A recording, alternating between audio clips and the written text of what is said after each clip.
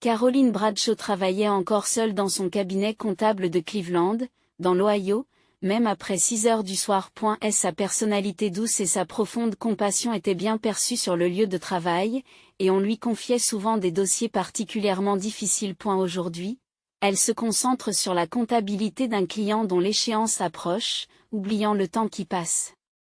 Constatant que la nuit était tombée, elle s'est levée et a regardé l'horloge. Il est déjà plus de 7 heures. Elle s'empresse de fermer son ordinateur portable et de le ranger dans son SAC. Sa mère Elisabeth et sa sœur Vanessa doivent être inquiètes. « Je suis désolée d'être encore en retard », appela-t-elle en ouvrant la porte de sa maison. Seul le son de la télévision résonnait dans le salon. « Oh, Caroline. Ne t'inquiète pas, nous avons pris l'initiative de dîner ?» dit Elisabeth avec un sourire un peu fatigué en voyant sa fille. « J'en ai gardé pour toi dans le réfrigérateur. » Caroline embrassa légèrement sa mère et fit un signe de tête à sa sœur Vanessa, qui était assise dans le fauteuil voisin.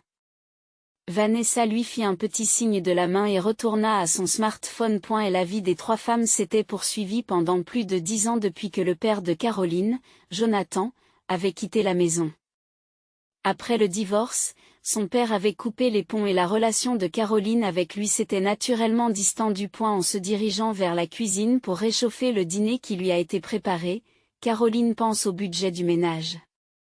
En tant que soutien de famille, elle assumait la plupart des frais de subsistance de sa mère et de sa sœur. Elisabeth avait pris une retraite anticipée et ne travaillait plus qu'occasionnellement à temps partiel. Vanessa prétendait être à la recherche d'un emploi, mais ne montrait aucun effort visible. À propos de l'argent, commença Caroline en terminant son repas et en retournant dans le salon. Il semble que les dépenses se soient accumulées plus que prévu ces derniers temps. En vieillissant, on devient plus oublieux, dit Elisabeth en haussant les épaules. J'achète probablement des choses inutiles. J'ai peut-être fait trop de shopping à cause du stress, dit Vanessa sans la regarder dans les yeux. Je ferai plus attention le mois prochain. Caroline poussa un profond soupir, mais ne pouvait se résoudre à les blâmer. Elles étaient de la même famille, alors se soutenir les unes les autres était naturel, pensa-t-elle.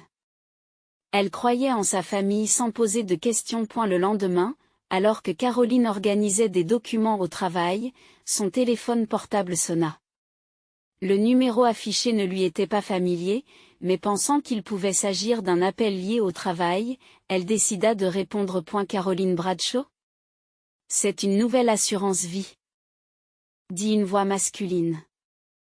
Je vous appelle pour vous informer que la procédure de changement de bénéficiaire de votre assurance vie est terminée. Caroline fronce les sourcils. Changer de bénéficiaire, je n'ai pas fait cette demande. Le mois dernier, une demande a été soumise pour changer les bénéficiaires en Elisabeth Bradshaw et Vanessa Bradshaw. Votre signature y figure, mais...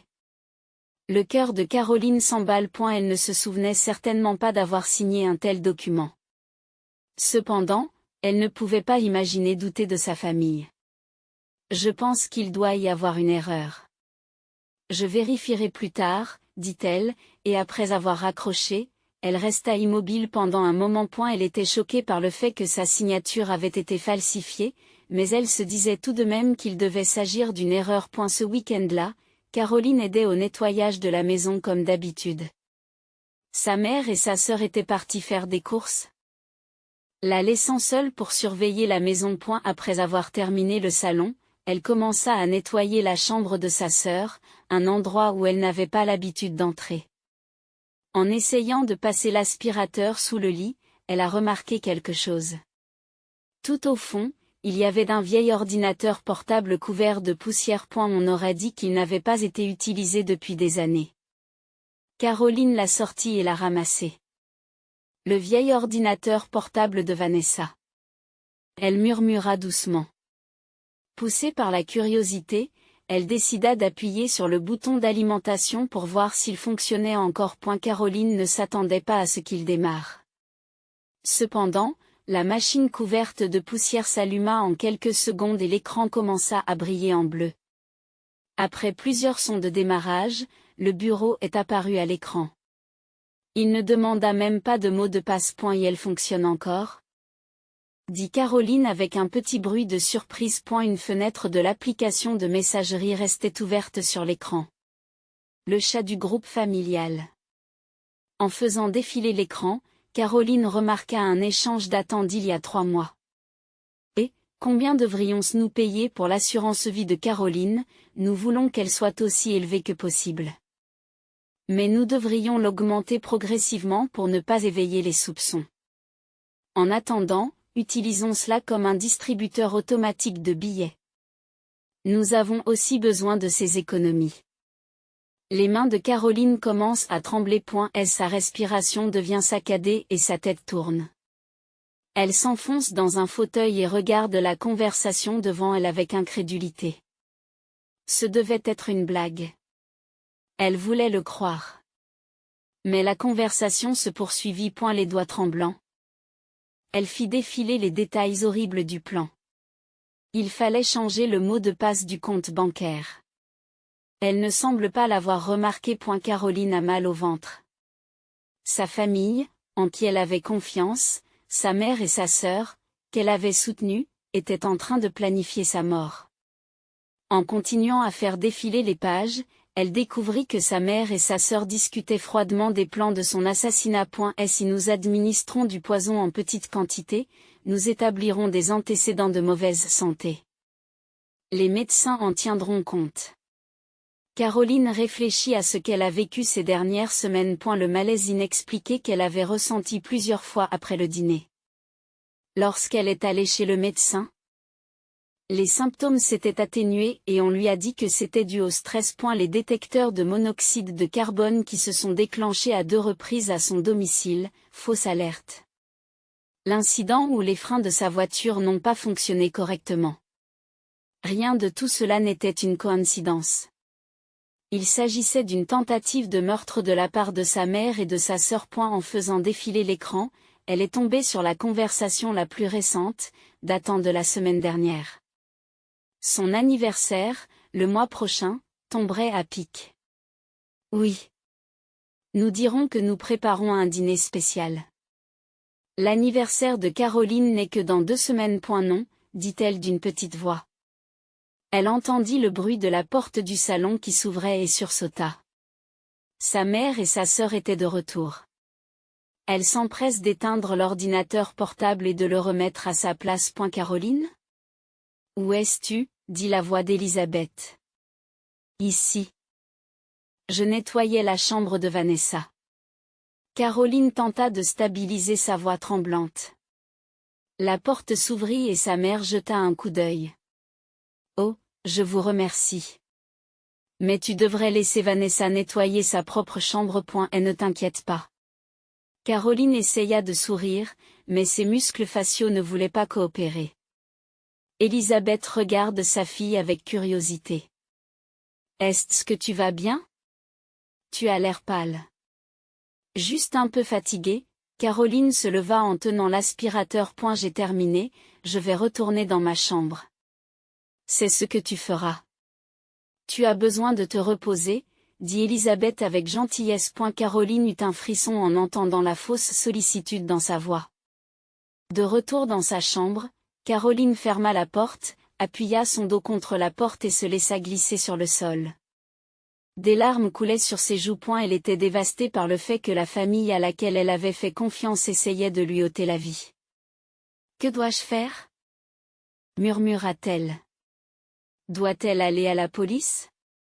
Mais les preuves seraient-elles suffisantes? La police agirait-elle en se basant uniquement sur les messages d'un vieil ordinateur portable? Caroline se serra les genoux et pleura doucement.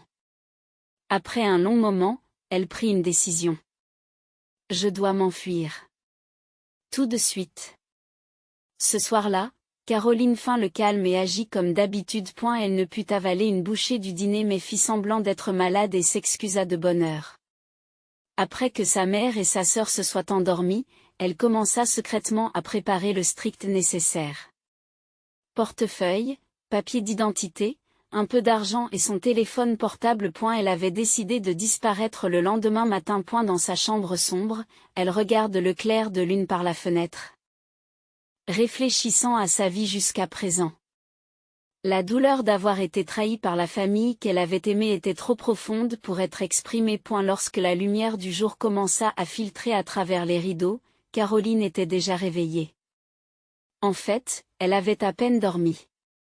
L'horloge de chevet indiquait 5 heures. Elle avait largement le temps de partir avant que sa famille ne se réveille. Elle se déplace avec précaution, prend le petit sac qu'elle a préparé hier soir, s'assure que le plancher ne craque pas. Puis elle écrivit un petit mot sur un bloc-notes. Nous partons tôt pour une affaire professionnelle urgente. Nous serons de retour ce soir. Cela devrait lui laisser au moins un jour de répit. Elle n'avait pas l'intention de revenir, mais il ne pouvait pas le savoir. En quittant la maison, Caroline se rend d'abord au guichet automatique le plus proche. Elle retira le montant maximum possible de son compte, puis se rendit dans une succursale de la banque à l'autre bout de la ville pour obtenir plus d'argent. Elle a remarqué le regard suspicieux du guichetier, mais a prétexté des frais de déménagement. Elle s'est ensuite arrêtée dans un magasin de téléphonie pour acheter un nouveau téléphone prépayé. Enfin, elle s'est rendue à la gare routière. Un billet pour Duluth, Minnesota, s'il vous plaît, dit Caroline au comptoir. Sa voix était tremblante. Aller simple ou aller-retour, demanda l'employé. Un aller simple, répond Caroline immédiatement. Le départ du bus était prévu à 9 heures du matin. Assise dans la salle d'attente, Caroline sent que son vieux téléphone commence à recevoir des appels de sa mère. Elle décide de les ignorer. Elle n'est pas encore prête. Finalement, les appels cessèrent et un message arriva à la place. Bonjour. Tu es en avance aujourd'hui. Que est-ce que tu veux pour le dîner? Caroline esquisse un sourire amer. L'intention meurtrière cachée derrière une question aussi banale. Elle ne répondit pas alors que le bus partait et que le paysage urbain de Cleveland diminuait progressivement à travers la fenêtre. Caroline se sentit enfin un peu soulagée. Mais en même temps, son anxiété quant à la suite des événements s'intensifie. Sa grand-mère maternelle, Martha Williams, vivait à Duluth. Elle était l'un des rares membres de la famille à avoir été gentille avec Caroline lorsqu'elle était enfant. Cependant, Elizabeth et Martha sont brouillées depuis des années, et elles ont rompu tout contact depuis l'adolescence de Caroline. Malgré cela, le seul refuge auquel Caroline pouvait penser était la maison de sa grand-mère. Le trajet en bus est long et Caroline est perdue dans ses pensées en regardant le paysage par la fenêtre. Pourquoi sa mère et sa sœur ont-elles essayé de la tuer? Était-ce seulement pour l'argent? Ou y avait-il une autre raison? Elle avait toujours pensé qu'elle faisait de son mieux pour sa famille. Dans la soirée, les appels et les messages de sa mère se multiplient. Au début, ils étaient préoccupés, mais peu à peu, ils devinrent de plus en plus frénétiques. Caroline, où es-tu? J'ai appelé ton travail et ils m'ont dit que tu étais en congé aujourd'hui. Caroline a débranché le téléphone et retiré la batterie. Elle devait s'assurer qu'il ne pouvait plus la contacter. L'après-midi suivant, le bus arriva enfin à Duluth. L'air de la ville était froid, avec un vent plus vif qu'à Cleveland. Caroline ouvrit son application cartographique et vérifia l'adresse de sa grand-mère. Elle ne s'y était rendue qu'une seule fois il y a plus de 15 ans, mais ses souvenirs étaient vagues. Prenant un taxi et donnant l'adresse, le chauffeur se dirigea vers la banlieue. Caroline se sentit un peu plus calme en voyant la vue sur le lac depuis la fenêtre de la voiture. Nous y sommes? Dit le chauffeur de taxi en s'arrêtant devant une petite maison bleue. Dans le jardin, des fleurs se balançaient au gré du vent. Caroline respire profondément et s'approche de la porte d'entrée de la maison. Sa main tremble lorsqu'elle appuie sur la sonnette. Sa grand-mère l'accepterait-elle après une si longue absence de contact? La porte s'ouvrit et une petite femme aux cheveux blancs apparut. Le visage de Martha Williams était profondément marqué par le passage des années, mais ses yeux bleus étaient encore vifs et pleins d'intelligence. Qui est? Commença Martha, avant de sursauter. Caroline? Bonjour, grand-mère, dit Caroline d'une petite voix. Puis-je entrer? Les larmes montent aux yeux de Martha, qui ouvre grand les bras. Bien sûr, ma chère enfant. Tu es toujours la bienvenue. Caroline s'abandonne à l'étreinte chaleureuse de sa grande-mère, enfin, les émotions qu'elle avait refoulées se déversent. Dans le salon de la maison de Martha, une tasse de thé chaude à la main. Caroline trouve le courage de tout raconter. Le chat qu'elle avait trouvé sur l'ordinateur portable de sa sœur, le plan de fraude à l'assurance, le complot de meurtre de sa mère et de sa sœur. Sa voix tremblait et s'est brisée plusieurs fois pendant qu'elle parlait. Martha l'écoute en silence. Son expression était un mélange de tristesse et de colère. Finalement, elle poussa un profond soupir. « Ta mère a été très gourmande dès son plus jeune âge, » dit Martha à voix basse. Elle était prête à tout pour de l'argent. Mais je n'aurais jamais imaginé que cela irait aussi loin. Je ne peux pas le croire, dit Caroline d'une voix tremblante. Pourquoi moi? C'est ma famille. Martha serra la main de sa petite fille. Tu es en sécurité maintenant. Reste ici. Je te protégerai. Le lendemain, Martha contacte son ami de longue date, l'avocat Thomas Henderson. Thomas est à la retraite? Mais il n'hésite pas à donner des conseils juridiques. Et elle écoute attentivement l'histoire de Caroline et la conseille sur la manière de préserver les preuves et d'assurer sa sécurité. As-tu des preuves, comme des captures d'écran de la discussion, lui demanda-t-il. Caroline a secoué la tête. J'ai paniqué et je n'ai pas pu aller aussi loin. Mais elle s'est soudain levée. J'ai pris des photos avec mon smartphone. J'ai pensé que j'avais besoin de preuves avant de m'enfuir. Elle a sorti son nouveau téléphone et remis la batterie dans l'ancien. Lorsqu'elle l'a allumé, des notifications de dizaines d'appels et de messages manqués sont apparus. En les ignorant, elle a ouvert l'application Galerie. Bien sûr, il y avait plusieurs photos capturant le contenu de la discussion. Cela suffira-t-il comme preuve? Elle tend son téléphone à Thomas. Ce n'est pas suffisant, mais cela peut être le point de départ d'une enquête, dit-il. Nous devrions contacter la police locale. Pendant ce temps. À Cleveland, Elizabeth et Vanessa ont constaté la disparition de Caroline et s'affolent. Au début, elle pensait qu'elle était simplement en retard, mais lorsqu'elle n'est pas rentrée chez elle le soir même et qu'elle ne répondait pas au téléphone, elles se sont inquiétées. J'ai vérifié sa chambre, dit Vanessa à sa mère. Il manque des vêtements et des objets de valeur. Elle s'est enfuie. Tu crois qu'elle a découvert quelque chose? Demanda Elizabeth avec anxiété. Ne sois pas ridicule, dit Vanessa en baissant la voix. Comment pourrait-elle le faire? Nous avons été prudentes. Mais leur inquiétude n'a fait qu'augmenter. Le lendemain, elles ont signalé la disparition de l'enfant à la police. Pour jouer le rôle de la famille inquiète, Vanessa a également publié un message sur les réseaux sociaux. Ma sœur a disparu. Si quelqu'un a des informations, qu'il me contacte, Gathering sympathie.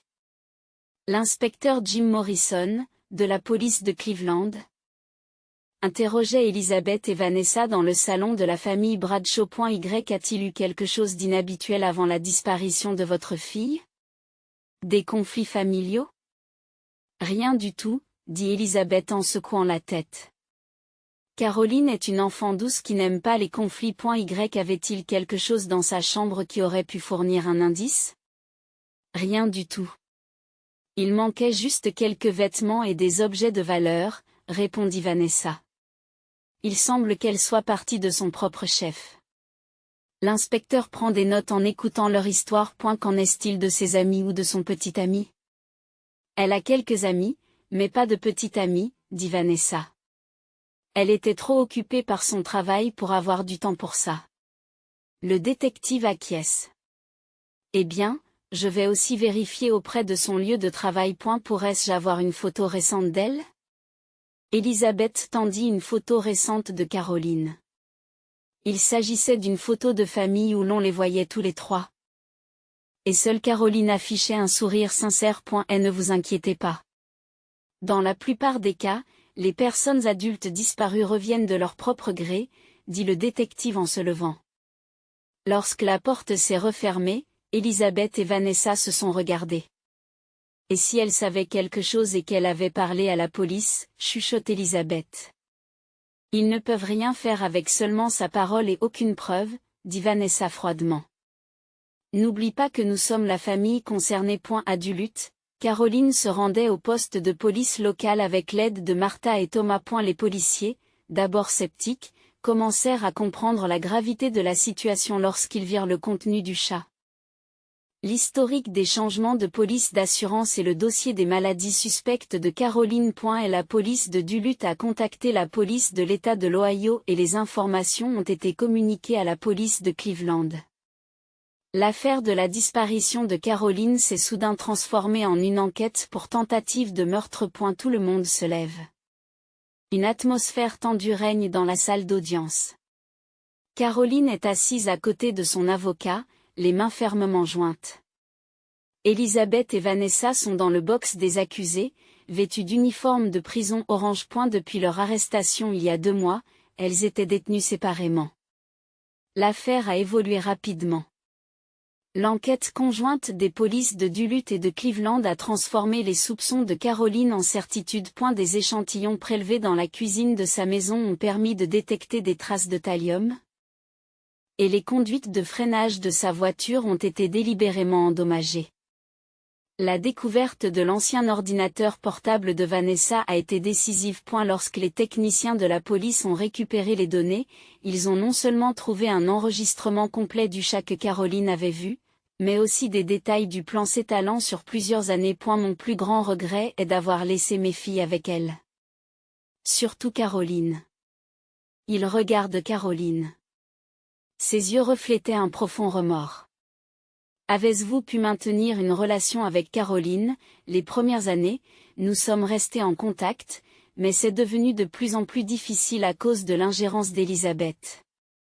Elle a changé mes coordonnées, caché mes lettres, et finalement, notre relation a été rompue. Caroline essuie ses larmes d'une main tremblante. Elle se souvient qu'on lui avait dit que les lettres de son père n'arrivaient jamais. Tout cela n'était que mensonge. Les avocats de la défense ont tenté de remettre en question la fiabilité des preuves, mais le poids des preuves numériques et physiques n'a pas pu être renversé. L'avocat de Vanessa, en particulier, a fait valoir qu'elle était sous l'influence de sa mère, tentant ainsi d'atténuer sa responsabilité. À fur et à mesure que le procès avançait, Vanessa commençait à s'effondrer. Le 7e jour, elle a soudainement demandé à l'accusation de conclure un accord de plaidoyer. Elle a demandé une réduction de peine en échange de son témoignage contre sa mère. Elisabeth ayant tout prévu, Vanessa a témoigné à la barre d'une voix tremblante. Elle m'a dit que si Caroline n'était plus là, nous pourrions vivre grassement de l'argent de son assurance. Au début, j'ai cru à une blague. Mais elle était sérieuse. Vous avez accepté, insiste le procureur. Vanessa hésite un instant. Je ne pouvais pas échapper au contrôle de ma mère. Quand elle me demandait de faire quelque chose, je suivais. Ça a toujours été comme ça. Mais si l'on regarde les enregistrements des discussions, on s'aperçoit que vous contribuiez aussi activement à l'élaboration des idées, n'est-ce pas? Vanessa baisse les yeux. Oui. Je ne peux pas échapper à ma culpabilité. Le dernier jour du procès, Caroline est appelée à la barre. Malgré le mélange de peur et de tristesse qu'elle ressent, elle trouve le courage de dire la vérité. Elle parle des détails du plan cruel de sa mère et de sa sœur, de la douleur de la trahison qu'elle a ressentie et des jours de peur. Accusée, que pensez-vous de la déposition du témoin? Demande finalement le juge. Elisabeth a répondu avec une expression froide. Ma fille a toujours été douée pour attirer l'attention. Ceci n'est pas une exception.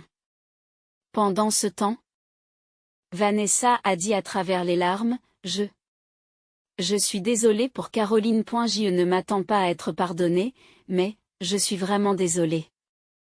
Après une courte délibération, le jury a rendu un verdict de culpabilité unanime. Accusée Elisabeth Bradshaw, le jury vous a déclaré coupable de tentative de meurtre et de fraude à l'assurance, dit le juge avec une expression sévère.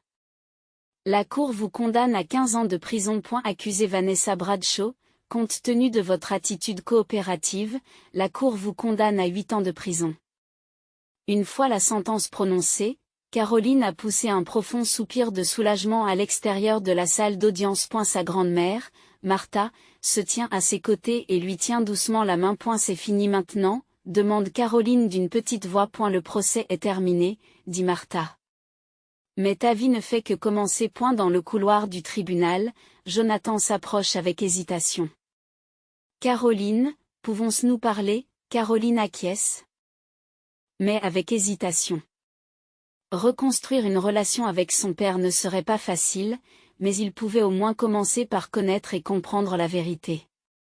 Une petite lueur d'espoir s'alluma en elle. Elle était vraiment devenue libre. 3 ans après le procès, par une paisible journée de printemps, Caroline regardait par la fenêtre de la bibliothèque de Duluth. Elle y travaille comme bibliothécaire depuis 2 ans. L'environnement calme entouré de livres l'avait aidé à guérir de ses traumatismes passés. Caroline, pourriez-vous m'aider à retrouver la place de ce livre? En se retournant, elle aperçoit David Martin avec un sourire chaleureux.